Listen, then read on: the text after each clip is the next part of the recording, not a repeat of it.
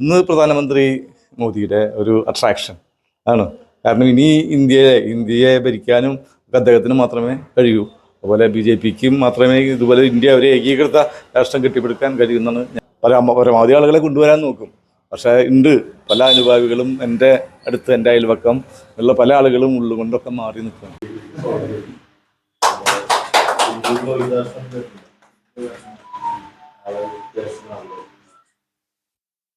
ന്യൂനപക്ഷങ്ങൾ BJPയിലേക്ക് അടുത്തുകൊണ്ടിരിക്കുകയാണ്. ഇരിങ്ങാലക്കുടയിൽ അത് വളരെ മാതൃകാപരമായിട്ടുള്ള ഉദാഹരണങ്ങളാണ്.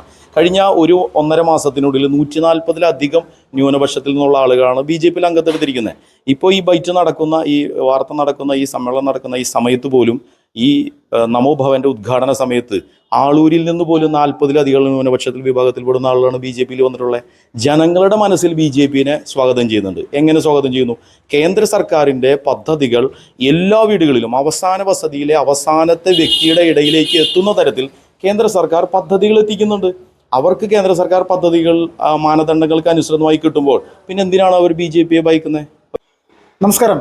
രാജ്യത്ത് BJP എന്ന് പറയുന്ന രാഷ്ട്രീയ പ്രസ്ഥാനത്തിൻ്റെ മെമ്പർഷിപ്പ് ക്യാമ്പയിൻ അത് ലോകത്തിൽ തന്നെ ഏറ്റവും വലിയൊരു പാർട്ടി എന്നുള്ള നിലയിലേക്ക് മാറിപ്പോകുന്നൊരവസ്ഥയാണ് കഴിഞ്ഞ കുറച്ച് നാളുകളായിട്ട് നമ്മൾ കണ്ടുകൊണ്ടിരിക്കുന്നത്. ഈ സമയത്ത് കേരളത്തിലും ഇത് വലിയ രീതിയിൽ തന്നെ ഈ BJPയുടെ വളർച്ച ഉണ്ടായിക്കൊണ്ടേയിരിക്കുകയാണ്. ഈ സമയത്ത് ഇപ്പോൾ തൃശ്ശൂർ ജില്ലയിലെ ഇരിഞ്ഞാലക്കുട മണ്ഡലത്തിൽ BJPയിലേക്ക് CPM എന്ന് പറയുന്ന രാഷ്ട്രീയ പ്രസ്ഥാനം ഉപേക്ഷിച്ചുകൊണ്ട്, അല്ലെങ്കിൽ ആ ഒരു ബന്ധങ്ങൾ അവസാനിപ്പിച്ചുകൊണ്ട് BJPയിൽ അംഗത്വമെടുത്ത് ഒരു പുതിയൊരു ചേട്ടൻ എത്തിയിട്ടുണ്ട്. അപ്പോൾ ആളോട് തന്നെ ചോദിച്ച് മനസ്സിലാക്കാം എന്തുകൊണ്ടാണ് BJPയിലേക്ക് വന്നിരിക്കുന്നതെന്ന്. ചേട്ടൻ നമസ്കാരം.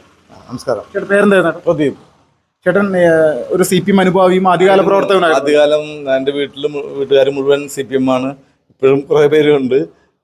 അങ്ങനെ ആയിരുന്നു. അങ്ങനെ ഞാൻ നല്ല വർക്കറായിരുന്നു, അനുഭാവിയായിരുന്നു, മെമ്പറായിരുന്നു. പിന്നീട് ഞാൻ ജോലി കിട്ടിയപ്പോൾ അത് മാറി CPM സംഘടനകളിലായിരുന്നു. അതിനുശേഷം റിട്ടയർ ചെയ്തതിന് ശേഷം വീണ്ടും പാർട്ടിയിൽ ഞാൻ സജീവമായിരുന്നു കഴിഞ്ഞ പഞ്ചായത്ത് ഇലക്ഷനൊക്കെ. പിന്നെ 1-2 വർഷമായിട്ട് ഇപ്പോൾ 1.5 കൊല്ലമായിട്ട് ഒന്നിലും ഇല്ലാതെ നിൽക്കുകയാണ്. അനുഭാവികം നല്ല നിലയിൽ നിൽക്കുകയാണ്. അതെ അതെ. ചേട്ടാ, ഇപ്പോൾ BJPയിലേക്ക് വരാനുള്ള ഒരു കാരണം എന്താണ്? ഇന്ന് പ്രധാനമന്ത്രി മോദിയുടെ ഒരു അട്രാക്ഷൻ ആണ്. കാരണം ഇനി ഇന്ത്യയെ ഭരിക്കാനും അദ്ദേഹത്തിന് മാത്രമേ കഴിയൂ. അതുപോലെ BJPക്കും മാത്രമേ ഇതുപോലെ ഇന്ത്യ ഒരു ഏകീകൃത രാഷ്ട്രം കെട്ടിപ്പടുക്കാൻ കഴിയുമെന്നാണ് ഞാൻ വിശ്വസിക്കുന്നത്. ഇപ്പോൾ ഈ അടുത്ത കാലത്ത് ഒരുപാട് വിവാദങ്ങളൊക്കെ ഉണ്ടായിട്ടും നിരവധി ക്രൈസ്തവർ BJPയിൽ അംഗത്വമെടുത്ത് വരുന്നുണ്ട്. അപ്പോൾ ഇതൊക്കെ കാണുന്ന സമയത്ത് താങ്കളൊരു പൊതുപ്രവർത്തകനായിരുന്നല്ലോ, അപ്പോൾ എന്താണ് താങ്കളൊരു മനസ്സിൽ തോന്നുന്നൊരു കാര്യം എന്താണ്? മനസ്സിൽ തോന്നുന്നത് ഈ രാഷ്ട്രീയമാണെന്നാണ് എനിക്ക് വിചാരം. ഇതിനുള്ള ആരോപണങ്ങൾ ഉണ്ടാക്കി ഇവിടുത്തെ മത ആളുകൾ BJPനെ കരിവാരി തേക്കാൻ ചെയ്യുന്നതാണെന്നാണ് എൻ്റെ അഭിപ്രായം. ഇപ്പോൾ BJPയിലെ അംഗത്വം സ്വീകരിക്കുന്ന സമയത്ത് സ്വാഭാവികമായിട്ട് താങ്കളുടെ കൂടെ ഉണ്ടായിരുന്ന സുഹൃത്തുക്കളായിട്ടുള്ള ഈ ഇടതുപക്ഷ അനുഭാവികളും പഴയകാല CPM പ്രവർത്തകരും അവരുടെ ഭാഗത്തുനിന്നുള്ള പ്രതികരണങ്ങൾ, ചോദ്യങ്ങൾ ഇതൊക്കെ ഉണ്ടാകുന്ന സമയത്ത് എന്തായിരിക്കും പറയാൻ പോകുന്നത്?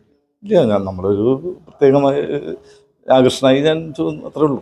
പരമാവധി ആളുകളെ കൊണ്ടുവരാൻ നോക്കും. പക്ഷേ ഉണ്ട് പല അനുഭാവികളും എൻ്റെ അടുത്ത്, എൻ്റെ അയൽവക്കം ഉള്ള പല ആളുകളും ഉള്ളുകൊണ്ടൊക്കെ മാറി നിൽക്കുകയാണ്. ചേട്ടാ നമസ്കാരം. നമസ്കാരം. ചേട്ടാ പേരെന്തായിരുന്നു? സുബീഷ്. സംഘടനയുടെ എന്താ ചുമതല? ഇപ്പോൾ ആളൂർ മണ്ഡലത്തിൻ്റെ പ്രസിഡന്റാണ്.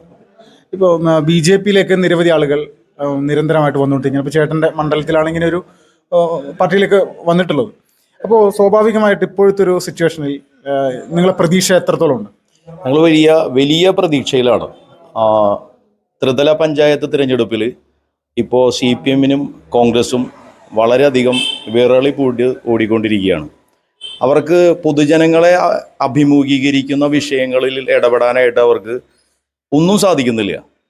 ഇപ്പോൾ ഏറ്റവും ലേറ്റസ്റ്റ് നിത്യോപയോഗ സാധനങ്ങളുടെ വിലയിൽ ഉള്ള വർധനവ് പോലും അവർക്ക് പൊതുജനങ്ങളെ മുഖത്തേക്ക് നോക്കാൻ പറ്റാത്ത അവസ്ഥയാണ്. കേന്ദ്ര സർക്കാരിൻ്റെ പദ്ധതികൾ, അതിൻ്റെ ഗുണഭോക്താക്കൾ ഇന്ന് ഇരിങ്ങാലക്കുട നിയോജക മണ്ഡലത്തിൽ എണ്ണിയാൽ തീരാത്ത അത്രയാണ്. അവസാന വരിയിൽ അവസാനത്തെ വ്യക്തിയുടെ ഇടയിലേക്കും കേന്ദ്ര സർക്കാരിൻ്റെ പദ്ധതികൾ നേരിട്ട് എത്തിക്കൊണ്ടിരിക്കുന്ന ഈ അവസ്ഥയിൽ 100% ഇരിങ്ങാലക്കുടയിലെ വിവിധ പഞ്ചായത്തുകൾ BJP ഭരണം പിടിക്കും. വരാൻ പോകുന്ന നിയമസഭയിലും ആ മുന്നേറ്റം കരുത്തായിട്ട് തന്നെ മുന്നോട്ട് പോകും. ചേട്ടാ ഇപ്പോൾ ഈ അടുത്ത ഒരു 2-3 ആഴ്ചയായിട്ട് BJPക്കെതിരെ വലിയ രീതിയിലൊരു ആരോപണം രാജ്യവ്യാപകമാക്കി കൊണ്ടുവരാൻ വേണ്ടി ഇവിടുത്തെ BJP വിരുദ്ധ ശക്തികൾ ശ്രമിച്ചുകൊണ്ടിരിക്കുകയാണ്, പ്രത്യേകിച്ച് കന്യാസ്ത്രീമാരുടെ വിഷയത്തിലടക്കം. പക്ഷേ ഇതിൽ കന്യാസ്ത്രീമാരടക്കം ജയിലിൽ നിന്ന് പുറത്തിറങ്ങിയ ശേഷം സഭയുടെ നേതൃത്വം തന്നെ BJPയുടെ നേതാക്കന്മാരെ അഭിനന്ദിക്കുകയും മോദിക്കും അമിത്ഷായ്ക്കും അല്ലെങ്കിൽ സംസ്ഥാന അധ്യക്ഷനായിട്ട് രാജീവ് ചന്ദ്രശേഖരനൊക്കെ അഭിനന്ദിച്ചുകൊണ്ട് ഒരു പ്രസ്താവന നടത്തുന്നുണ്ട്.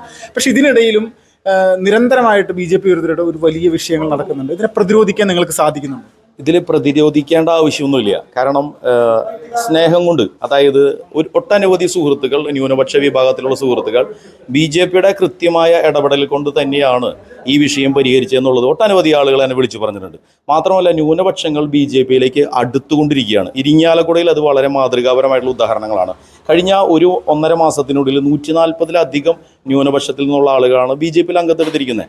ഇപ്പോൾ ഈ ബൈറ്റ് നടക്കുന്ന, ഈ വാർത്ത നടക്കുന്ന, ഈ സമ്മേളനം നടക്കുന്ന ഈ സമയത്ത് പോലും, ഈ നമോഭവന്റെ ഉദ്ഘാടന സമയത്ത് ആളൂരിൽ നിന്ന് പോലും 40-ലധികം ന്യൂനപക്ഷത്തിൽ വിഭാഗത്തിൽപ്പെടുന്ന ആളുകളാണ് BJPയിൽ വന്നിട്ടുള്ളത്. ജനങ്ങളുടെ മനസ്സിൽ BJPയെ സ്വാഗതം ചെയ്യുന്നുണ്ട്. എങ്ങനെ സ്വാഗതം ചെയ്യുന്നു? കേന്ദ്ര സർക്കാരിൻ്റെ പദ്ധതികൾ എല്ലാ വീടുകളിലും അവസാന വസതിയിലെ അവസാനത്തെ വ്യക്തിയുടെ ഇടയിലേക്ക് എത്തുന്ന തരത്തിൽ കേന്ദ്ര സർക്കാർ പദ്ധതികൾ എത്തിക്കുന്നുണ്ട്. അവർക്ക് കേന്ദ്ര സർക്കാർ പദ്ധതികൾ മാനദണ്ഡങ്ങൾക്ക് അനുസൃതമായി കിട്ടുമ്പോൾ പിന്നെ എന്തിനാണ് അവർ BJPയെ ഭയക്കുന്നത്, അവർ വെറുക്കുന്നത്? CPM-ഉം കോൺഗ്രസും കാലങ്ങളോളം ഈ വർഗീയ രാഷ്ട്രീയ അജണ്ട അവർ പറഞ്ഞുകൊണ്ടിരിക്കുന്നുണ്ട്. അവർ പറഞ്ഞുകൊണ്ടേയിരിക്കുന്നു. ഞങ്ങളത് ചെയ്തു, നമ്മൾ കൃത്യമായി ജനങ്ങളുടെ ഇടയിലേക്ക് എത്തിക്കുന്നു. അതിൻ്റെ ഒരൊറ്റ ഉദാഹരണമാണ് തൃശ്ശൂർ പാർലമെൻറ്റ് മണ്ഡലത്തിൽ BJP വിജയിച്ചത്. ഇരിങ്ങാലക്കുട നിയോജക മണ്ഡലത്തിൽ പോലും 60,000-ഓളം വോട്ട് ഷെയർ BJP എത്തി 1-ാം സ്ഥാനത്തെത്തിയത് അതിൻ്റെ ഉദാഹരണമാണ്.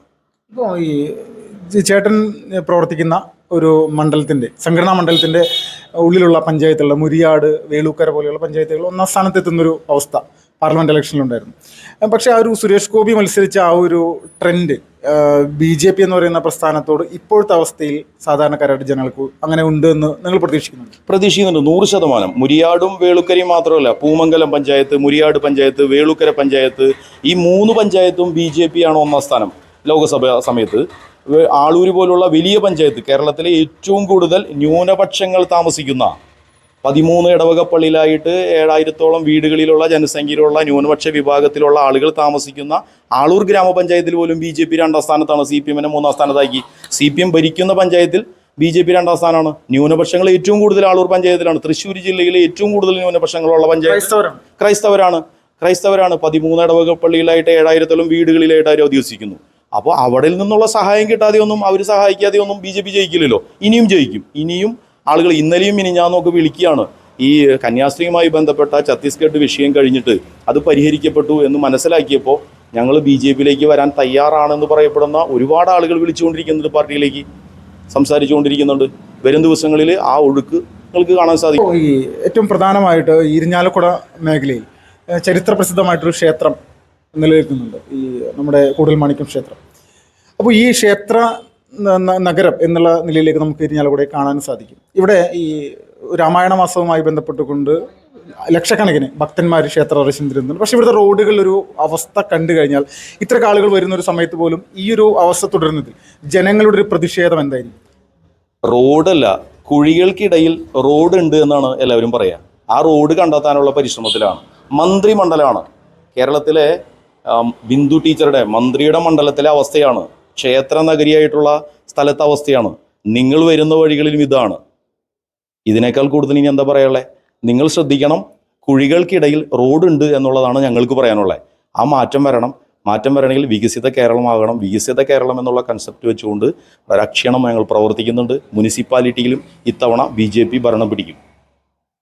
ചേട്ടാ, ഇപ്പോൾ വേളൂക്കര പഞ്ചായത്തിൽ നിന്നാണ് ഇദ്ദേഹം CPM വിട്ട് BJPയിൽ ചേർന്നിരിക്കുന്നത്. അപ്പോൾ ഏറ്റവും പ്രധാനമായിട്ട് ഈ നിലവിൽ ഈ വേളൂക്കര പോലുള്ള പഞ്ചായത്ത് BJP ഭരിക്കാനുള്ള സാഹചര്യമുണ്ടോ? നിലവിൽ നിങ്ങളുടെ അടുത്ത പ്രവർത്തനം എങ്ങനെയാണ്? 100% ഇത്തവണ BJP ഭരണം പിടിക്കും. ഇപ്പം നിലവിൽ BJPക്ക് 2 സീറ്റുകളാണുള്ളത്. അവരുടെ ശരിയല്ലാത്ത രീതിയിലുള്ള തനി രാഷ്ട്രീയ പ്രവർത്തനം കൊണ്ട് മാത്രമാണ് ജനങ്ങളതിൽ പൊറുതിമുട്ടിയിരിക്കുകയാണ്. ഏറ്റവും അവസാനത്തെ ഒരു ഉദാഹരണം പറഞ്ഞാൽ, ഒരു കേരളത്തിൽ ഒരു പഞ്ചായത്ത് പ്രസിഡന്റിന് ഏറ്റവും മോശപ്പെട്ട രീതിയിൽ ഒരു അവാർഡ് കൊടുക്കണമെങ്കിൽ അത് ഈ പഞ്ചായത്ത് പ്രസിഡന്റിനാണ് കൊടുക്കേണ്ടത്. വേളൂക്കര ഗ്രാമപഞ്ചായത്തിൻ്റെ പ്രസിഡന്റാണ് കൊടുക്കേണ്ടത്. കാരണം ഒരു BJPയുടെ മെമ്പറുള്ള ഒരു വാർഡിൽ, ആ വാർഡ് മെമ്പറുടെ അധ്യക്ഷതയിൽ നടക്കുന്ന ഗ്രാമസഭയിൽ, അല്ലെങ്കിൽ ആ വാർഡിൽ നടക്കുന്ന ഗ്രാമസഭയിൽ കഴിഞ്ഞ 5 വർഷമായിട്ട് ഒരു ദിവസം പോലും പങ്കെടുക്കാത്ത ഏക പഞ്ചായത്ത് പ്രസിഡന്റ്. ഈ കേരളത്തിലുള്ള മുഴുവൻ പഞ്ചായത്തുകളെയും പരിശോധിച്ചാൽ അങ്ങനെ ഒരു എന്താ പറയുക, ഒരു നീക്കി നിർത്തൽ അത് നേരിടുന്ന ഒരു മെമ്പറാണ് BJPയുടെ മെമ്പർ. ഉദാഹരണം പറഞ്ഞു കഴിഞ്ഞാൽ അദ്ദേഹത്തിൻ്റെ വാർഡ് മെമ്പറുടെ വാർഡിൽ ഒരു റോഡ് നിർമ്മാണവുമായി ബന്ധപ്പെട്ട് അത് ടെൻഡർ എടുക്കുന്നു. ഓരോ വർഷം ഓരോരുത്തരും വീണ്ടും വീണ്ടും ടെൻഡർ എടുക്കുന്നു. അവർ പണിയുന്നില്ല. രാഷ്ട്രീയ അജണ്ട ഇതാണ് അവർ ചെയ്തു തീർക്കുന്നത്. ഇതിനോടൊക്കെ ജനങ്ങൾ മറുപടി പറയും.